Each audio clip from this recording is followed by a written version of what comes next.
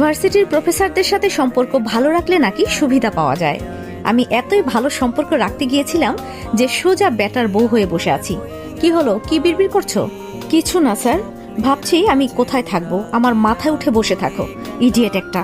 বলেই লোকটা সোজা গিয়ে বিছানায় শুয়ে পড়লো। তাকে দাঁড়িয়ে থাকতে দেখে লোকটা পুনরায় উঠে বসে বলে, তোমার সমস্যা কি? এমন ল্যাম্পপোস্টের মতো দাঁড়িয়ে আছো কেন? এভাবে দাঁড়িয়ে না থেকে সোফায় গিয়ে শুয়ে পড়ো।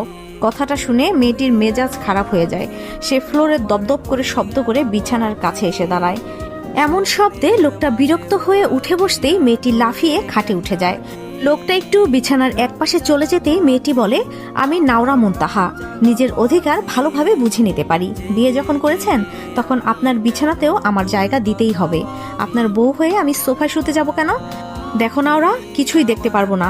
এখন আমার ঘুম পাচ্ছে, আমি ঘুমাবো, এই বিছানাতেই ঘুমাবো। কাছে আসার চেষ্টা করলে আপনার খবর আছে বলে দিচ্ছি।